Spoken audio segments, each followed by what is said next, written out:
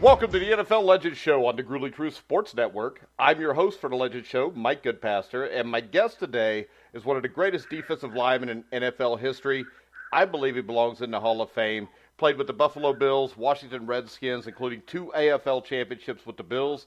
Played in Super Bowl VII with George Allen's Over the Hill gang. Help me welcome to the show, Ron McDole. How you doing, Ron? I'm doing fine, thank you. All right, now, I did a little bit of research on you. And I found out it looked like baseball was your first love. Yeah, my brother played baseball a little bit, in minors, and I was his catcher, so I kind of got used to playing baseball, and then finally I got away from it and started playing football. So yeah, so that's basically how that happened. When did football come into the picture for you? When I was really, I guess, in high school, I guess junior high, because back in, I grew up in Toledo, Ohio, and we had a junior league and to junior high level. So that's basically when I really started playing football of any kind. All right. So what were some of the highlights of your high school career? Oh, I guess, of course, I played a lot of different positions, I guess. At that time, we did what you had to do or wherever we needed, and we had championship teams, I guess, for about 2 or 3 years in the junior high in that time. And so I got to play a lot. I played I played a little at offensive end, but not much. But basically, I ended up on the line, and I think when I was a senior, I ended up playing in the backfield, running the ball, mainly because we had somebody that had left the team and was not in the area, so I kind of inherited the job. Yeah, and now how did you end up going from Toledo, Ohio to Nebraska? Because I don't think people realize Nebraska was not a great program at that point. That's true. Basically, Ohio State was where everybody was headed or going all the time, and they were heavily recruiting everybody. But at the time, so was Michigan and some of the other Big Ten schools, type of thing, and. They would. We had a couple players that were down there now, playing on the high school level, college level, and so I kind of didn't really want to go there because we had some players that was from our team that were down there and just weren't getting too much of a chance to play, and so I was kind of looking for somewhere else to go, but. I think the main reason was that my high school baseball coach had a real good friend at Nebraska who was their baseball coach, and he thought I had a chance to play professional baseball, and he thought if I'd go, he could get me a scholarship there if I went down there and participated into their baseball program, and so. That's basically why I went to Nebraska. And so I never did play in the program. But, the only time I was eligible was when I was a senior because they were paying my way to school, and in reality, the football team was. And the coaches, when I came around to baseball time, they said, well, we need him in spring football. We need to do this, and we can't do it. So anyway, every year it'd come up, I wasn't eligible to go or play. So then when I became a senior, I went down and played in some of the all-star games on the college level. And when I came back, I thought I was going to be able to play football. But then since I played with the coaching in the all-star game, was you use this actually they were professional, so that made me professional. So I couldn't play baseball. Okay. I'd say I was classified as a professional football player. Now, you played both ways in Nebraska, too, didn't you, offensively and defensively? Yeah, I played most. Yeah, I spent most of my time. I started out playing tackle type of thing, and then tight end type, and then eventually I played in. I caught a couple passes first year, second year, stuff like that. So, and I ended up really kind of playing anywhere they needed me, like on the line. I played guard and I played tackle, tight end, things like that. Of course, then you could go in and out of the game. It wasn't a situation where you had to stay out there, and they could take you out of the game or put you in the game. Now, that helped. Did you find that since you played both ways that when you got to the NFL and only had to play the one way, did it give you a better understanding as a defensive lineman of what the offensive lineman was trying to do to you? Yeah, that was a big help. That was a big help for me. Actually, when I was in college, I was doing a lot of work and practice and everything else, catching footballs, and because we had the drills and things like that. So that helped me in the passing catching situation because I didn't, I wasn't able just to go out and pick it up for no reason at all. But I then when I got into the pros, then that was a big advantage. I was drafted by the Cardinals. That was the first year. It was the old Chicago Cardinals, and I was able to pick up handling the ball and knowing what they were trying to do with it and so on, things like that. And that's probably one of the biggest thing I did. I had when I was in the pros, I had 13 interceptions. Yeah, which is still an NFL record for a defensive lineman, isn't it? Yeah. 13. So, when you're sitting there watching the game on Sunday, do you get a little upset when a D lineman picks it off because they're one closer to your record? So anyway, but it was good. It worked out good for me, and I just don't have really complaints about it. Yeah, and you said you got drafted in 1961 by the Cardinals. You also got drafted by the Denver Broncos in the AFL, and I think even the Winnipeg Blue Bombers from the CFL. Was it a difficult decision to go to the NFL and the Cardinals, or was there ever a consideration well, not of the too much. AFL? That's when the AFL was being funded up then at that time, and they were going to have a draft, and I was going to be part of that draft. But then Canada, of course, was busy trying to get players that they could get to bring them in there early. But Canada a little more. I think you had to work up there. You had to have a job and all that kind of stuff. And it was a little different. Of course, the game was played. The rules are a little different. We actually went up there and played an exhibition game against the Canadian team. Yeah, I was going to ask you about that because I'm a fan of the CFL, and I do a weekly CFL show with Robert Drummond, who was a great CFL player up there. What was that game like? What rules were it played under? Well, we had to study their plays. They sent us their plays. Of course, that's the beginning of training camp, and then there was definitely different rules and stuff in the two games, and like for example the fair catches type of thing, and there's you couldn't signal for a fair catch. And of course, Fisher, I played with Pat Fisher, and of course we were together captains at Nebraska, and we were both drafted to the Cardinals. And Fisher went crazy trying to catch punts and run them back.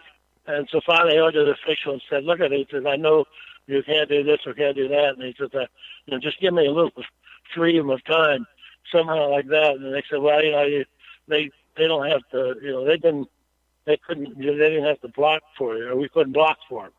So he says, "You're going to have to do it on your own." And so the next punt, he just got it, took off, and ran it back for a touchdown. And the people went crazy in Canada because they'd never seen anybody do that. Everything was always catch the ball or not catch the ball. Yeah. So there was a lot of rules that were different. Yeah, when you You look back couldn't at run that, towards the home. what was the quality of play in the CFL compared to the NFL at that time? It wasn't that bad. I mean, it was not much. If you still have to run and block and do all the things that it's done in both sports and at the time. And the big problem was if you didn't really know it, we spent a week, at least a week, working on the plays or at least the rules, and we didn't lose, but we didn't really beat the heck out of them or anything like that. So, but it was just once you got into the game and playing, we're still blocking and tackle, other than the certain rules that they had that were a little different than ours. As long as you didn't, violate those, you'd be all right. Because if you didn't, you'd hardly ever get done playing.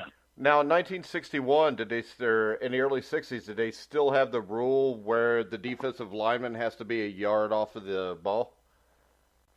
Well, that was one of them. There was like two or three of them that we kind of split the difference and did the best we could do.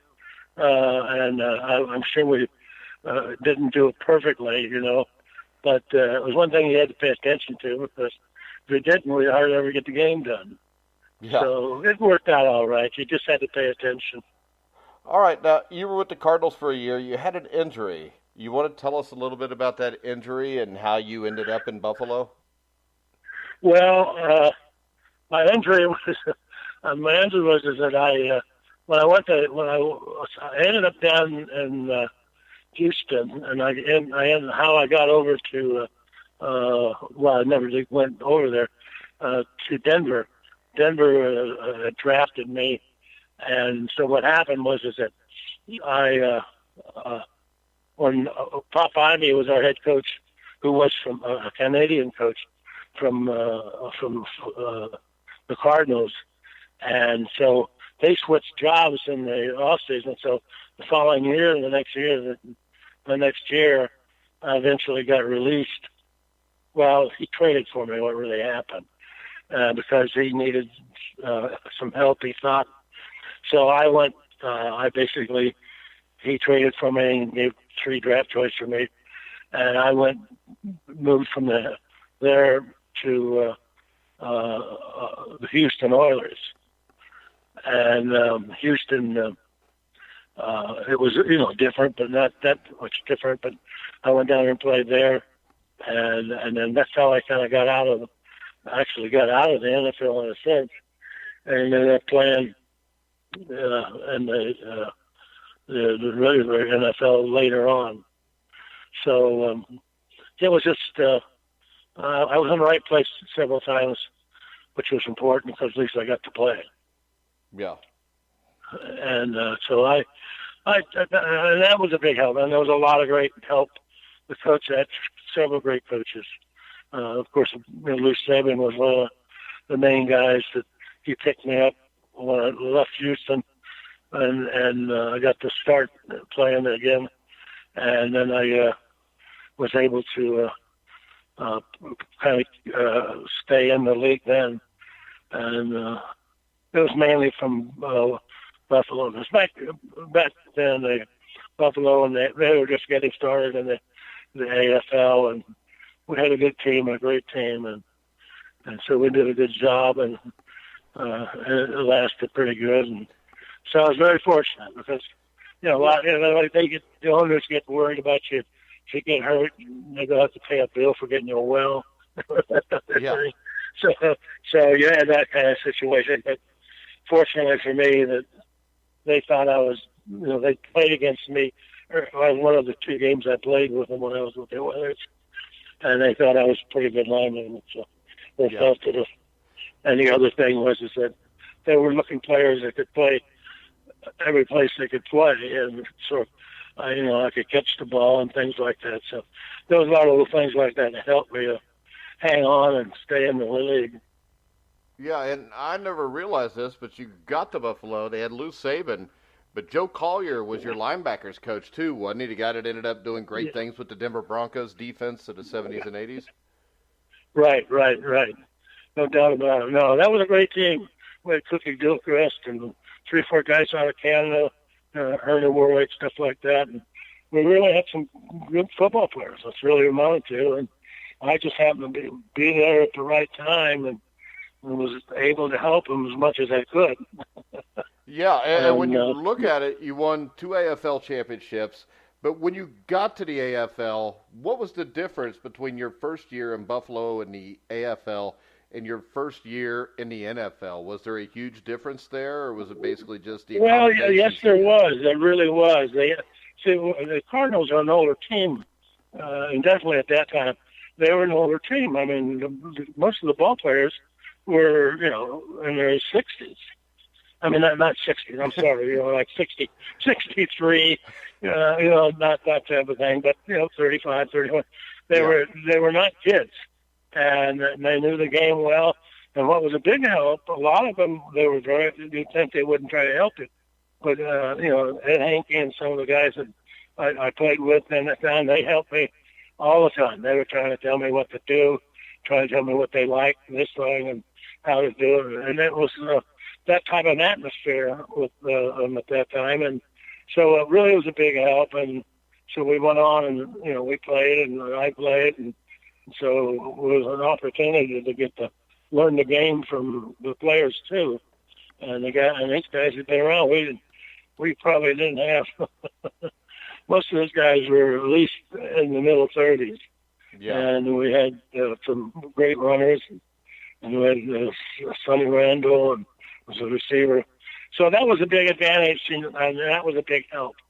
And so when I had to move around and start going somewhere else to play, I had a lot of advantage that I'd already learned a lot of things that a lot of people still have to work on, try to get better at. And the coaches were very knowledgeable, and that was a big help.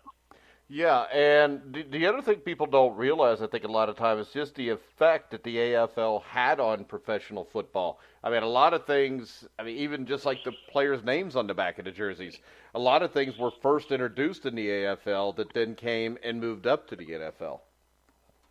Oh, yeah, well, there's no doubt that, because one of the biggest problems, of course, we started playing with, at the time I was playing in the house, the AFL, we played anywhere we could play or practice, so we didn't really have a lot of great facilities to participate in, and we traveled all the time. We were like a baseball team or a basketball team. Yeah. See, what we do, we let's say, for example, they schedule their games so that we'd be playing I guess maybe they're doing that now. We would be playing in the same area. In other words, if we were going to play Oakland, or was on our schedule, well, we would play Oakland, and then they'd schedule us to go play Houston. And so sometimes we played, I think it was one time we were on the road for 5 weeks. Yeah. And we didn't come back. It was like, that type of thing. And that's tough because you had a roommate you had to have. And if nothing else, it's just a job keeping track of your roommate. So keep them out of the bars and out of the trouble. But anyway, you had those type of things that you weren't used to and didn't really have, a lot of background on it. And so that type of thing was a big problem in working at it. And there was other things. We threw the ball a lot of times. Yeah. And we had some great receivers and stuff. And back then the NFL was, like Chicago, and people were running the ball all the time. And that was a difference, because we threw the ball a lot more times than we did run the ball. But we had a lot of good success of our, receivers, and they were in the league, not just on our team, but they had Lance Allworth and tons of them. And so gradually it kind of grew together, type of thing. We then, we had probably 3 or 4. Let's say there's 3 of the guys out of Canada. We had about 5 black ball players. Yeah. Who were great athletes, Cookie Gilchrist and everything else. And they came out of Canada, 2 of them did, or 3 of them. And that was a big help. Yeah, the thing that really stands out is when you look, you had 2 excellent quarterbacks. You had Darryl LaMonica, you had Jack Kemp. And the thing about them is, though, They were great quarterbacks. You guys won the championship in that league that year. They both completed 44% of their passes, and they both, I mean, Kemp was 13 touchdowns, 26 interceptions. I don't think people realized that the ball was being thrown deep in that league, and that's why you had that. Right. And Sid Gilman, I think, is the father of the modern offenses that we see today. Everything kind of came from there. And I think that gets overlooked sometime. And the AFL had an effect that I think just a normal fan doesn't even realize. Yeah. Yeah. There was a lot of things that was made a little different. You know, and we were always playing on our handicap situation a little bit. Like, we have, our fields weren't we'd be right around town on the bus in Buffalo somewhere trying to find a schoolyard or a school to practice in, you know, because we didn't have any facility. Our baseball field was our stadium's field. So we had a situation where we just, you know, she did the best we could do. We'd be in stables, and we had no idea what we were going to be doing from one week to the next for practice. We put in the armory. We had tanks and stuff over there. I remember Jack saying, the receiver saying, "Go down there and take a left at the tank and cut across, and I'll hit you coming out." So that's the way our practices were sometimes. And it was when you sit back and look at it afterwards, like now, you wonder how you did get it all done anyway. And it was mainly, I think, because everybody knew we were all in the same boat, and that's what we had to do to win. And then that's what we did. We were able just to put it together, and gradually it all come together. Yeah, and what was the fan base like in 1964 in Buffalo? What was that season like where you guys win the AFL championship? You played at the War Memorial Stadium, I think sat around 40,000. It looks like from looking at the game attendance, most of those games were pretty well packed. What was that experience like in Buffalo back then? Well, it was tough. The fans are tough anywhere, and in Buffalo they were tough. But they were good fans, and they followed the play. See, everybody thought that was like when you were being drafted during the draft year type of thing. A lot of people didn't want to get drafted by Buffalo. Yeah. They thought that would be a bad place to go play, and I really didn't give a damn. I just wanted to go wherever I could play. And so there was a lot of that type of feeling and going on, but it was a case where we kind of turned it around and said, look, we're playing the same game, same rules, same things, and we could all be able to do this. And so that's kind of how we handled it. But we had a lot of, shortcomings in different places.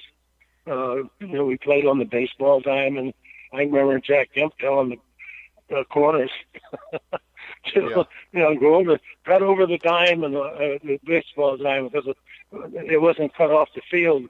And he saw I'll hit you on there coming out. Well, it's like a foot difference in the height. And so he would throw the ball, and they couldn't cover the guy. Yeah. They'd have to be able to jump up to get it type of thing. And things like that. They weren't mind-boggling, but it was something that kind of kept it together. But we realized, we all didn't, we didn't make any money. I mean, I signed, third or fourth draft choice. And I signed ended up getting paid, $90,000 for the first year, which was, that was great, but you had to have another job because you couldn't make a living. I had a family and stuff, so I was in woodworking stuff. I was a teacher, but so we had to, make money else. Well, we like today, you hear about people talking on houses where they're working on these houses all the time, and we did that a long time ago. Yeah. We did people's houses. Yeah, and you also, the Bills were owned by Ralph Wilson back then. How was Ralph Wilson to play for as an owner? Oh, great. He was fantastic. Well, that was the other thing. Money was a hard thing for everybody. But Ralph, fortunately, was a very successful person, and he really was a great guy to play for. We had several situations where I remember one guy with a young kid came from North Carolina, and we were playing somebody down south, and he got hit on a kickoff thing, and it actually separated his leg and down at the ankle, and they had to rush him to the hospital. And of course, it was his first year, and of course he never was able to play again. And Ralph said, he was really upset about it, but he said he put him back in school and paid his way back to college, and he ended up getting he never ended up playing for us again, but he didn't get cheated out of his education or anything. And so it was a situation where they did everything to help and do everything to make it work. Yeah, and you want to talk a little bit about the guys that played on that defensive line with the Buffalo Bills with you, because I think it's one of the greatest defensive lines in professional football history. Yeah, it was a great line, and the thing was about it bad is, of course, everybody knows, or they should know, your fans and stuff ought to know what's really going on now. We are losing so many ball players right now. Yeah. I'm talking about the older guys like me. Yeah. And the four of us there, I was, with this book and stuff, and I opened up right and going down there and for their first game and stuff, and wrote the book in the house. And my daughter had made up some big photographs that were colored, and she had them there where we were doing the signing. And a guy came over and started talking to him about our great, Sestak and Dunaway and me and everybody, those four of us. And I looked up there when I was signing, and I noticed it. I looked at it, and I'm the only one still alive. Yeah. Out of those 4 or 8 ball players. And the ball passed away in a short period of time. Then basically it's Alzheimer's, most of them it's Alzheimer's, and so on. And that's become a big problem for us. Yeah. I mean, that's the same thing here. In fact, Joe O'Donnell was one of our guards on the Buffalo team, and I got a telegram yesterday that he died. Yeah, and I saw that. so I think your daughter posted something about that or something. I do remember seeing that. Probably did, yeah. She knows more than anything about who's what and what not in the football. She followed it all her life. Then she worked for the Cowboys for a while. Yeah. She has a little stuff. But anyway, that's just, I guess that's what's, part of our life now, or whatever it is, and nothing we can do about it. But unfortunately, that's part of one of the bad things that's happened out of the league. And as I say, there's nothing we can do about it. Yeah. We just we're in the wrong place at the wrong time. Unfortunately, the NFL could do some stuff to help, but they refuse to. So. Yeah, well, we're used to being pushed around. Yeah. And, well, I mean, as far as that goes, you do everything in the world to try and work together. So it's hard being an organized sport type of thing, especially with, like baseball or basketball or whatnot. And when you have salaries and stuff like that, you have to wrestle with and so on. And they're both trying to, got to worry about injuries and all this type of thing, and hope you don't get hurt. And if you do, that unfortunately, there's usually that's it. It's up to you to survive. And most guys, we know that because we used to picket them. If you remember back years ago, we'd have pickets on the line, picketing ball games and stuff, just to get them to do something and give us more money and things like that. But that's long gone. So, but it's a shame that a lot of the guys now, the average person doesn't think about that, but we do, and we all understand it. And it's like a heck of a shock every time you get the phone rings or you call somebody you try to get a hold of, and so on. So since we don't really all live in the same town or anywhere else, you have no idea, who's dying and not dying, to say. But it'll work itself out. Yeah. And that's Yeah. why we do this show. I mean, we've done it for the last 2 or 3 years. Had guys like Eddie Metter, Roman Gabriel on, yourself. Yeah. It is so guys can tell their story, because there's so many kids, and by kids I mean anybody under the age of 40 really anymore, that do not Yeah. know why the NFL is as big as it is. And it's not because of Jerry Jones, and it's not because of Roger Goodell. It's because of guys Right. like you, Roman Gabriel, guys that gave their blood, sweat, tears, Yep. didn't make millions of dollars, and now today, if you have a pension, it's not enough to live on. And it's No, a billion-dollar industry that has refused to Yep. take care of their own. It's basically, the NFL has just turned into a corporate giant like all these other ones. Yep. Roger Goodell makes Yep. $40 million a year, and the Yep. hell with everybody else. And since I've been doing this, I've had guys I interviewed 2 or 3 years ago where I'll get a message from their wife or something, and man, he's got dementia. Yep. I've interviewed guys that, have shot themselves in the chest so people could look at their brains. And Yep. it really bothers me that nothing gets done. And every once in a while, you'll see something on ESPN where people complain about it. But overall, ESPN is bought and paid for by the NFL, because they're giving all this money to the NFL, so they're not going to rock the cradle. So you'll see it a little bit here No. and there. It's just like Merrill Hodge, who's coming out, and CTE. I mean, Merrill Hodge is so full of crap, it's unbelievable.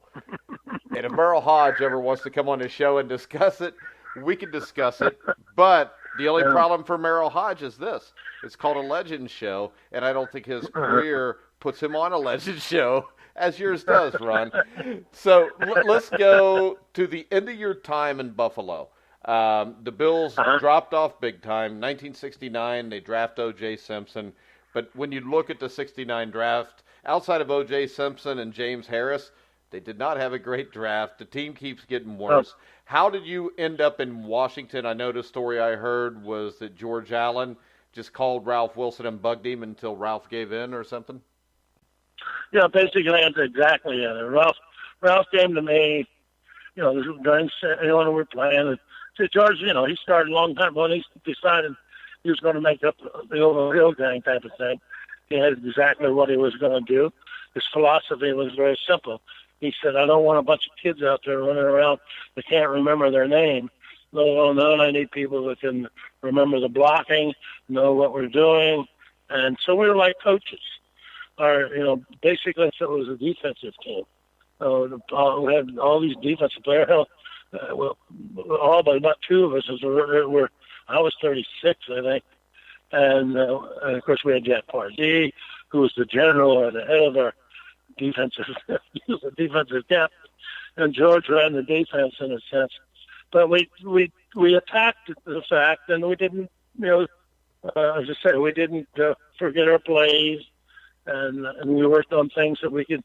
I mean, I was able to get 13 interceptions, and the big help of that was I made an interception against somebody else and something, and I said,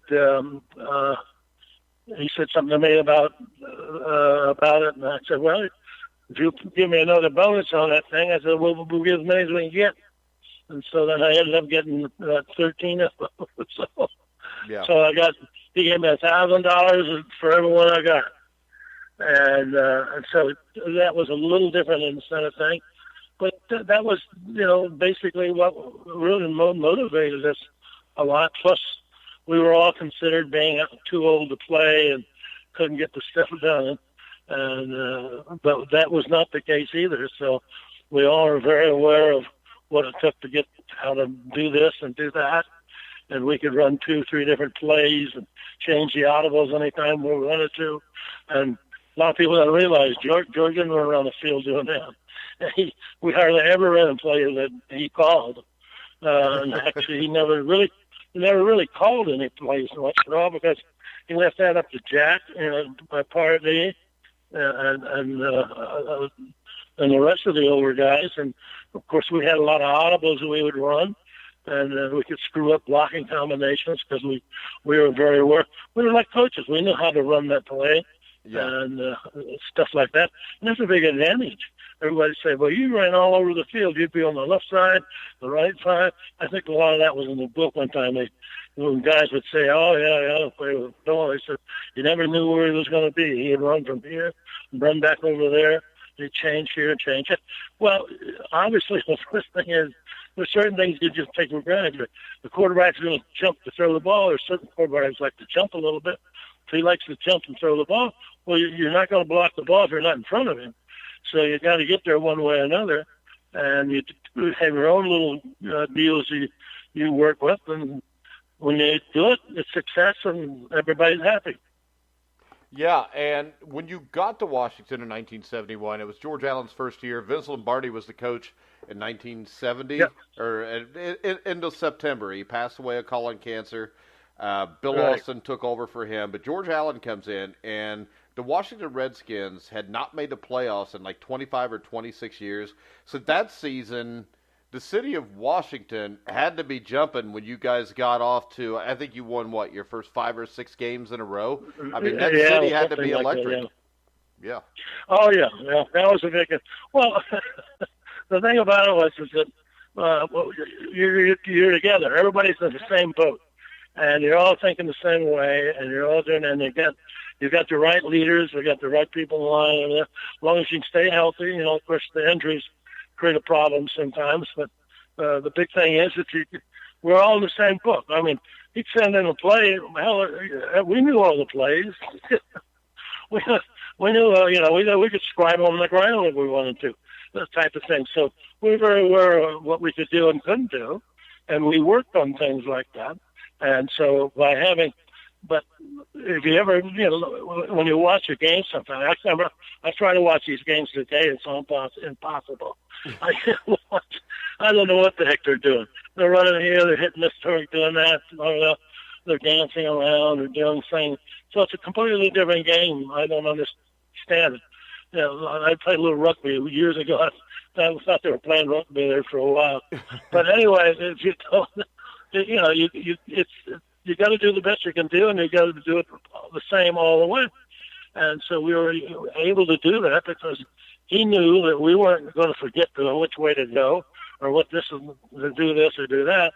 And so it was a real big advantage to having something like that. I was very fortunate.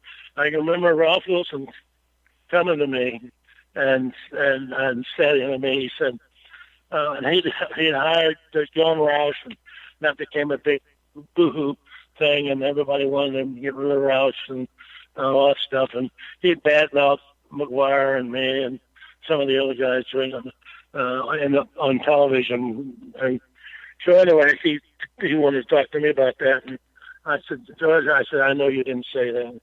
And I said, that's not my problem. I don't have a problem with that. And he said, George is driving me crazy. He calls me at 3 o'clock in the morning, trying to trade for you. And then he says, it looks like we're not going to go anywhere.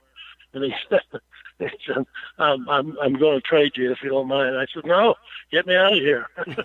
And so he traded me, and I was happy as hell. I went first thing George was give me a bonus and so on, but I still had to get a new contract. But it was like a whole different world. And then you're part of something that's big that he's going to be pushing.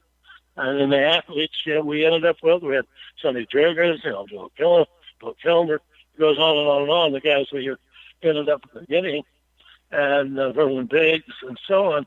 Yeah. And so we did a fantastic job, no doubt about it. We thought we could win it. We came close, but what the heck, we did the best we could. Yeah, and that 71 season, I still think if Charlie Taylor doesn't get hurt in Week 6, you guys might have been able to have a little bit better record, be at home, or maybe beat San Francisco, because you guys played the 49ers tough in that divisional playoff.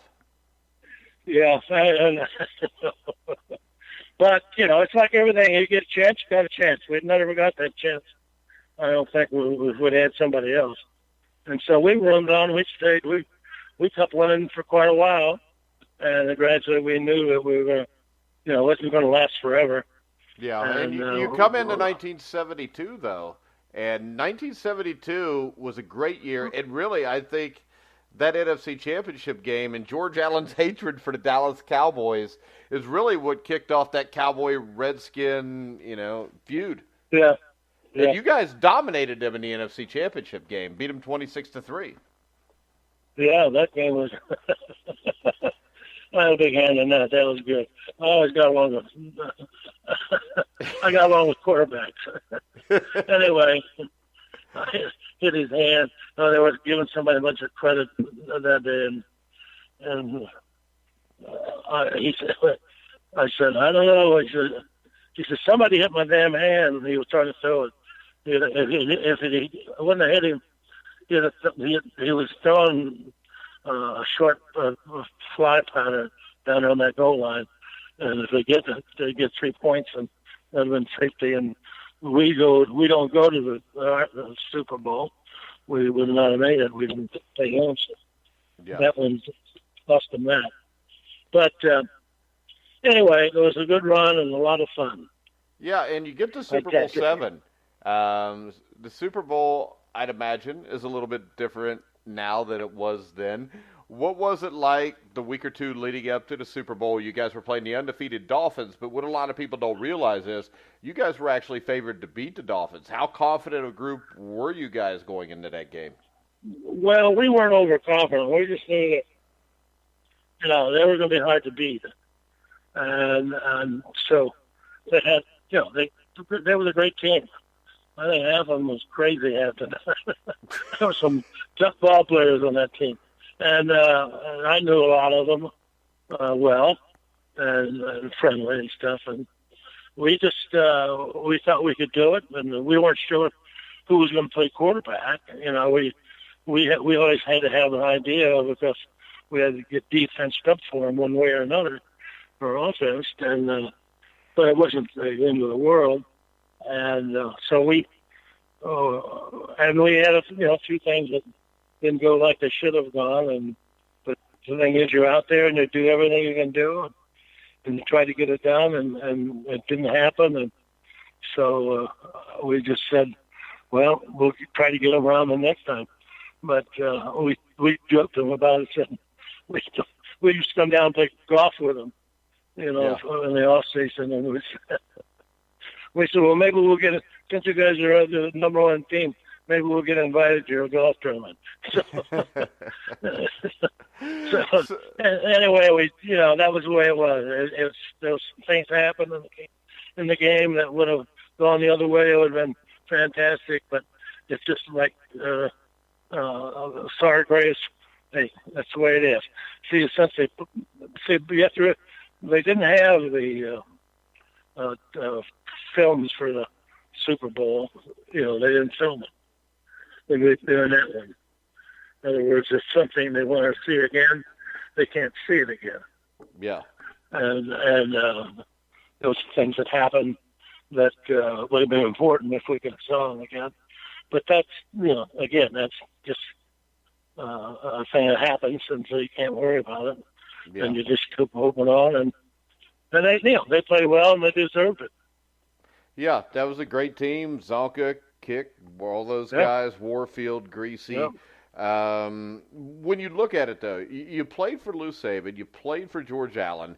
Do you think that those guys were similar, or what were the differences between the two? Oh, well, when you look back, the thing is, we had Billy Tiller, Billy was a great quarterback, I played with, but we came out at the same time out of college, and he didn't play for St. Louis. No, he played for Las Vegas, I think. Anyway,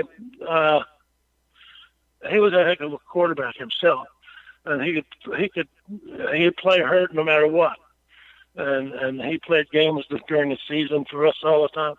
I played with him where before the game, hell, they had to shoot up his something to keep him from pumping something from one organ to another organ, something like that. It was really, and we'd go over and see him the night before the game to make sure he was ready to go. And but he was a player, and he was a great player. And so what do you think about the older ball player, any ball player anyway? We've been there, and we knew what it took to do, and he just had to do it. And if we weren't able to do it, we still thought the world of it. You know what I mean? Yeah. If you were a guy that, you had to get a certain block in a certain situation, then you better get there and get it. And if for some reason you fell down or somebody blocked you or something, that's the way it goes. And it doesn't really get to sit around and bitch about it. Because no one's going to pay attention to you anyway. And but we knew what it took to win, and if we didn't get it done, we knew what it took to lose. So we were very aware of that, and I think that was the biggest thing that made that whole group of guys successful like we were. We played in a lot of different situations that people thought we never could do, but we did it. And I was very proud of that. Because I knew we all knew each other. We played each other in college, or played pro games together, or championship games, stuff. And we all knew that somebody's going to have to do it, no matter what. So don't try to bail out anything. And so that was the one thing that made it work. All right. Now, did you find when you got older, of course, everybody slows down a little bit, but when you got towards the last few years of your career, that you had to use your brains more than your athletic ability, because I'm sure you're not as quick as what you were, stuff like that, because nobody is. So when you finally get to the point you have to retire, was it a hard adjustment for you to leave football? I thought about it at the beginning, a long time before that. Excuse me. I probably thought about that mainly when I was at Buffalo and leaving. You know what I mean? Yeah. I was going somewhere that I knew a little bit about it, and I'd been there for a visit, but I didn't know what it was going to be like. And so I thought, well, I knew what it took me to play, to keep me playing. And I wasn't going to walk around bitch and moan because somebody had sent me somewhere else to go play. Yeah. But I just tried to look at the best of the deal. And then when I sat down and started looking at the program, and I hadn't even visited the team yet.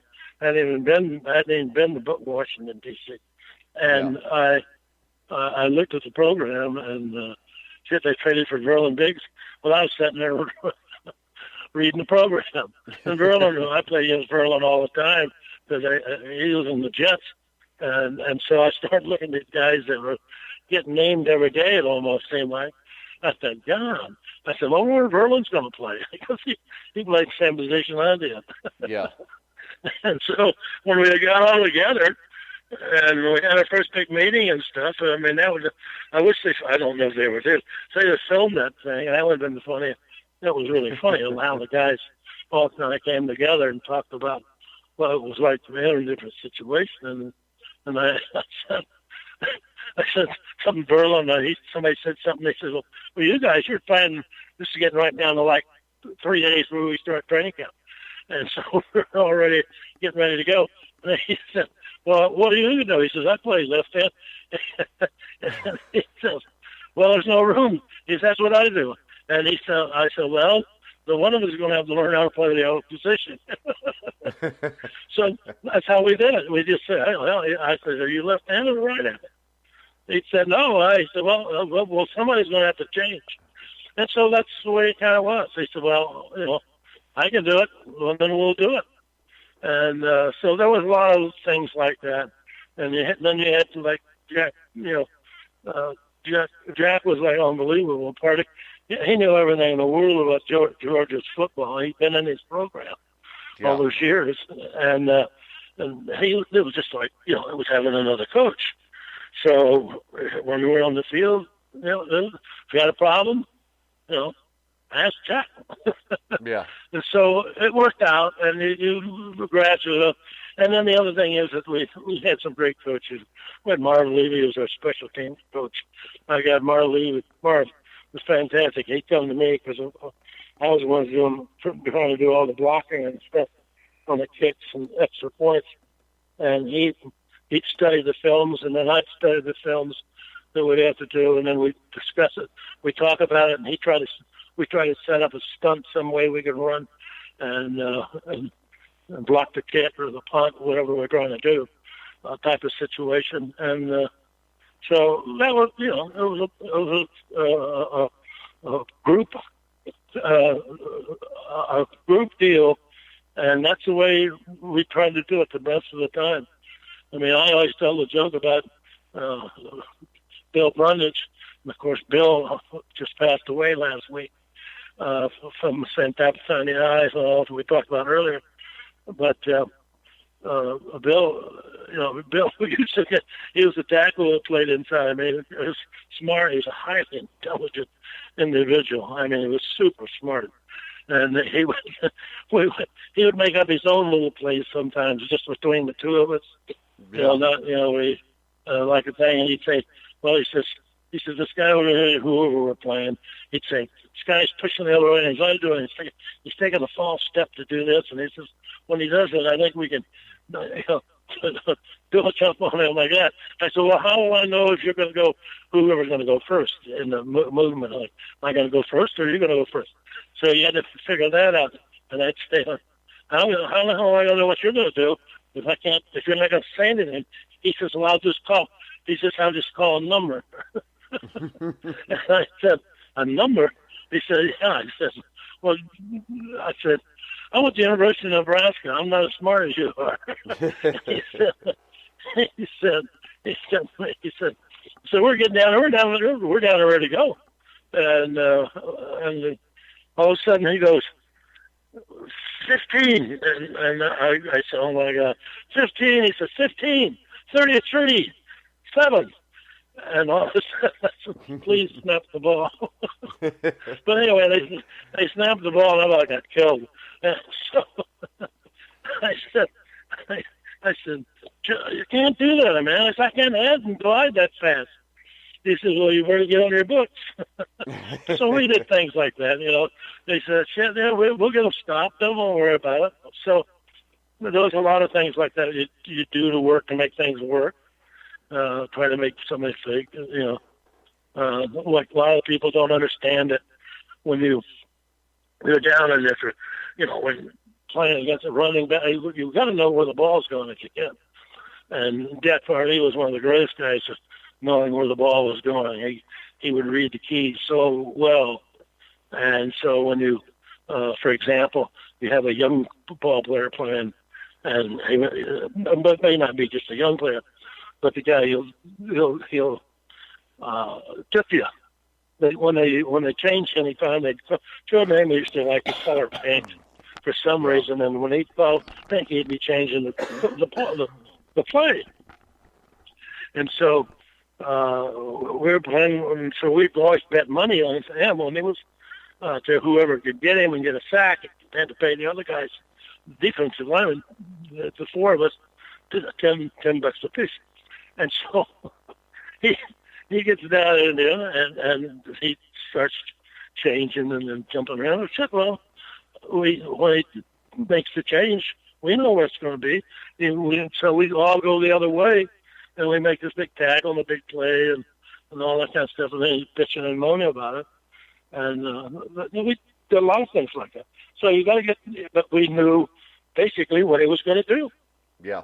And that's important. And if you have any idea the guy's going to go left, I mean, a lot of times they'll line up that way and then they'll call cadence. And hell, what he does, he looks to the left. Yeah. He doesn't move his head. He doesn't move his feet. He just looks where he's going to go. Well, hell, if he's going there, I think I better get over there, don't you? Yeah. So that's what's, if you know that, that's a big advantage. Yeah. Joe, when we had Joe Tyrone, Joe came and started playing with it. Joe Lenny Oz was our center, and Lenny went nuts one day in practice. And someone's giving a key. Well, what Joe was doing, and we were just in practice, doing what we were doing. Well, Joe was taking a false step with his cadence with his foot, and the defense was picking up on it. This was a practice. Yeah. And so that screwed up the whole goddamn play, and this is all goal line work. And so finally, we said, wait, somebody's going to know what's going wrong here. And then pretty soon, one of the guys says, well, just before the ball snap, Joe always pulls his foot back. And so all of a sudden, Joe said, no, I don't do that. We said, hell, you don't. So we at least keying our people up to make sure that they can pick up things like that. So you never know. So it's a big help. When you look back at your career, and I brought this up at the start, I think you deserve to be in the Hall of Fame. And I think the reason that guys like you, especially defensive linemen, you see it even like with L.C. Greenwood, who's not in yet, is the fact that the sack records weren't kept until, the late 70s? And you kind of miss out on that. And I just think there's a lot of great defensive linemen from back in those days that get overlooked because of that. Yeah, I agree with you. I've never been a Hall of Fame guy. I mean, I'm not a guy that's, worried about getting into the Hall. Of course, it'd be nice and great and all that kind of stuff. But you don't have any control over it. It's got to be done by somebody else and all that stuff. Yeah. So you're just trying to do the best thing you can figure out how to do. Play the best way you can. Think of things you're going to make something different. You can block more kicks than everything else.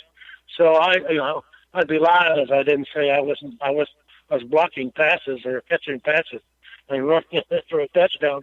So I'd get the Hall of Fame when I was trying to get more money in my paycheck. So that's honest to God too. I could care less on, but I would work on things, like anybody else would, to make my life easier out there doing what we're supposed to do. And my main, I started with two big things. One is, if you don't know what's going on, how the hell are you going to get over and tackle anybody? Yeah. You know what I mean? You got to be able to read people.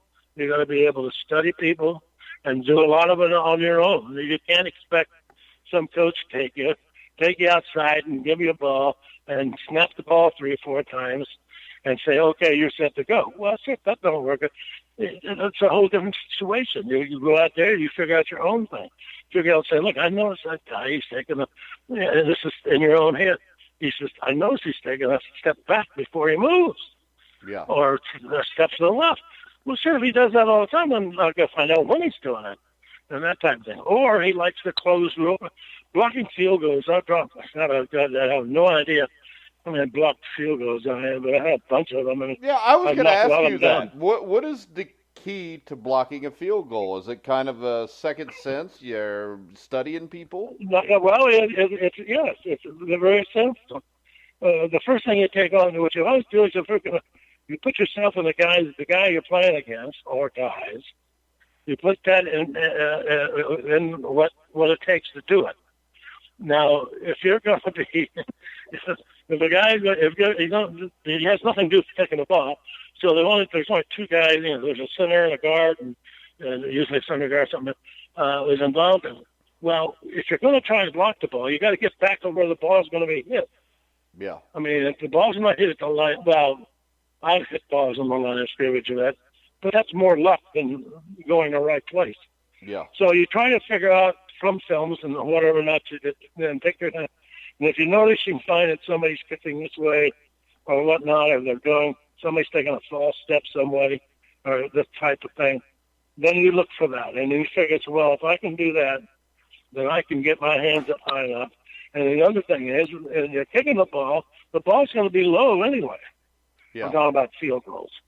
The ball basically will be low. That doesn't mean they can't jump up and knock the, of course, that's changed. They keep changing rules as they go along. Yeah. And they make it now where, it's not as easy as it was when I was playing. You can figure out different things to do, and you work on it, you spend a lot of time on it. And then all you do is make that penetration at a certain distance. And if you can do that, boom, down goes the ball. But that's the big thing. And then the other thing is that like throwing passes. The guys who throw short passes, a lot of them do. There's a lot of guys that jumped all the time. Yeah. And so what you do is you line yourself up in front of the guy. Make sure you end up in front of the guy, jumping as high as you can, and reaching with one arm one way or the other, whichever is your best arm or longest arm. And I'll tell you what, I probably blocked 25, 30 balls that way. I mean, I get credit for all of them, but they went somewhere. They went left, went right, down on my feet, and it was just a matter of going to the right spot.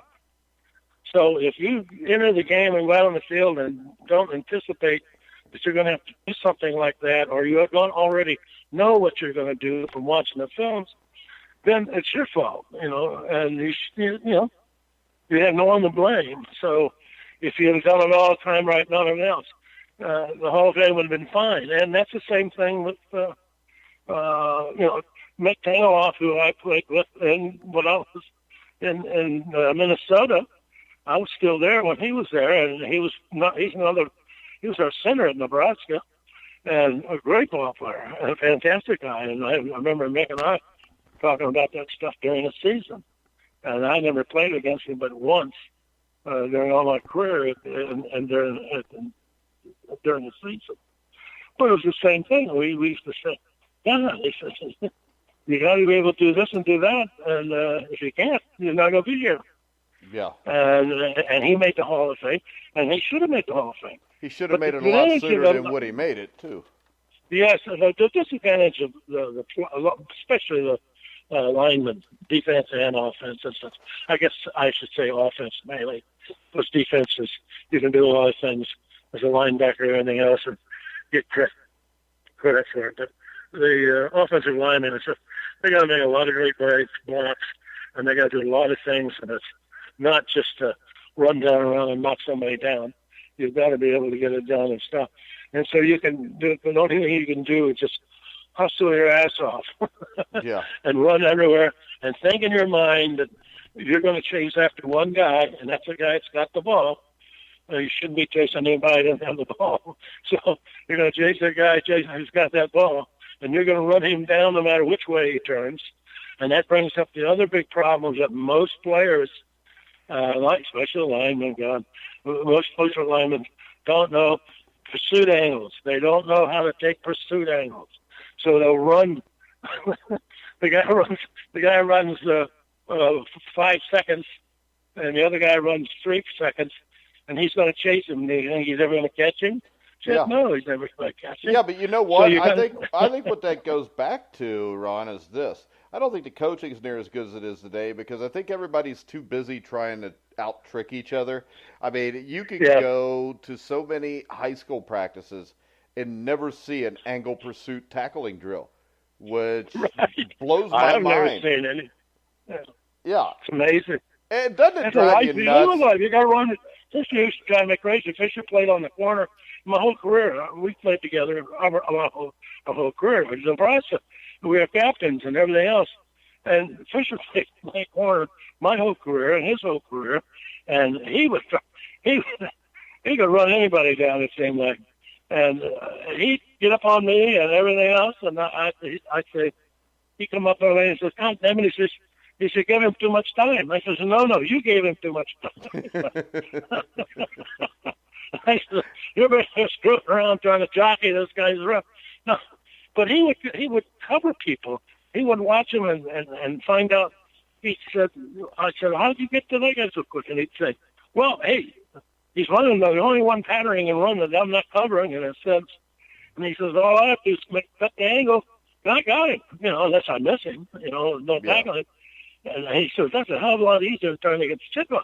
He says, but I could use a little more help if you could get to him quicker. And I said, no, this worked out the other way. And so he was always bitching about me not, getting him fast enough so he could get to him sooner. Yeah. But that's how it works. Well, he was a guy with his size that had to be technically great. He couldn't get by on just the athletic ability. He was a great athlete, but he was undersized. But he was always in the right place. He had great hips. You could tell he was well coached when he was younger. Yeah, and see, we were rookies together, and we both came together in St. Louis, and they drafted him recently. I know about this because the coach that drafted him, the assistant coach, that brought him in the training camp, and no one knew what to do with him. They thought he was a ball boy. What did they find out in a hurry? I mean, he was just unbelievable. Shit, he would hit people. Oh God! And he played twice with a broken back, and he just, the pain was nothing to him, and everybody was just shocked, And I can remember he could go we were still playing some plays to try to scoop people up that came out of Canada where you can run towards the line. What was it? You could run, if you were back, you didn't have to go, you could go another way. Well, it was something like that. But Fisher, he ran people down from the other side and tackled them time after time after time. So when we went up to play the game, Riddell came up there and brought equipment and pads and all kinds of shit so he had something to wear. Because nothing fit him. And then had the equipment to fit him. Now, the question is, did Pat Fisher did they ever elect him in the NFL Hall of Fame? I don't think they did they? No, they didn't. They should have. Yeah, he's got 56 They had him a couple of years ago. They had him, well, maybe it was last year. They monkeyed around with him, but I think they're embarrassed. He's too good. I mean, if they had the films, I don't know what they do with the Hall of Fame. But if they had all the films set up and showed every game he played in, people would be embarrassed to see how, I mean, he could play football. And that little guy beat the hell out of all the big guys. 56 interceptions. And he's well, you want to hear something? You want to hear something that no one really knows? What's that? He's blind in one eye. He is legally blind in one eye. He couldn't see, and that's the honest God truth. When all this went down, when we were rookies, that's when the Berlin crisis broke out. Yeah. And so I happened to be married and had a couple of kids, and Pat wasn't married, and so we were all in training camp and we were all everything else, and we had 3 or 4 guys that signed up.